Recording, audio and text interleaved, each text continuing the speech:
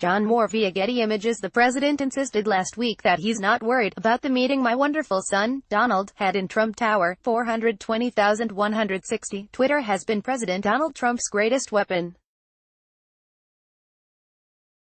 With a single tweet, he can single-handedly control the national conversation. 1 minute we are talking about a trade war with China and the next we are talking about LeBron James.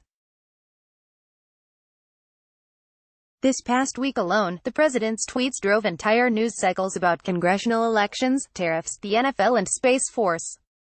But there was one tweet that could very well go down in history. Last Sunday morning, in response to a Washington Post report, the president tweeted, "Fake news reporting, a complete fabrication, that I am concerned about the meeting my wonderful son, Donald, had in Trump Tower. This was a meeting to get information on an opponent, totally legal and done all the time in politics, and it went nowhere. I did not know about it." Let's not forget the first explanation that we heard about this meeting. It came in July 2017 from that wonderful son, Donald Trump Jr., who said the meeting primarily discussed a program about the adoption of Russian children.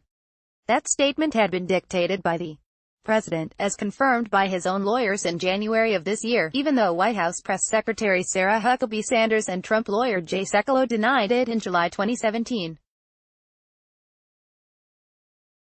Trump's tweet last Sunday confirming that the meeting was, in fact, about getting dirt on Hillary Clinton re-raises two enormous questions to which we still do not have answers. 1. Why did the president dictate a blatantly false statement to his son for the purpose of misleading the American people about the subject of the Trump Tower meeting? 2. Why did White House officials deny the president's involvement in the crafting of that statement?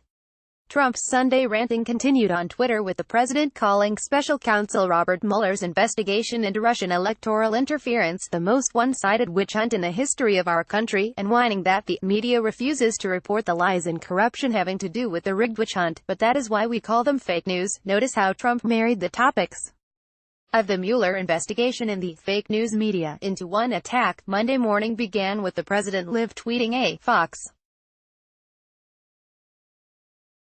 Imagine if Chelsea Clinton had taken a meeting with an emissary from a hostile foreign regime for the purpose of getting dirt on Donald Trump during the campaign.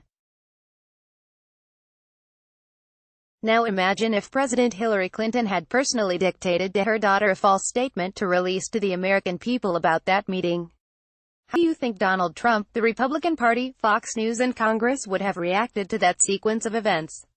As a former Republican who once worked for the primary investigative committee in Congress, I can tell you definitively that Republicans would have immediately launched impeachment proceedings. Trump's relentless attacks against the special counsel's investigation have reached new levels of both nastiness and frequency. They also have become his greatest vulnerability. You can operate only so long without a filter or any regard for consequences before you make a mistake. The president's tweet acknowledging the real purpose of the Trump Tower meeting could finally be his undoing. When I worked at the House Oversight Committee, we were fond of saying that it's not the crime, it's the cover-up that gets people. If that is to be the case with Donald Trump, I say keep on tweeting. Keep digging that hole deeper and deeper. After all, every word you say can and will be used against you. Kurt Bardella is a HuffPost columnist. He is a former spokesman and senior advisor for then House Oversight and Government Reform Committee Chairman Darrell Issa, Arcaliff, Sen. Olympia Snow, our Maine Rep. Brian Bilber, Arcaliff, and Breitbart News.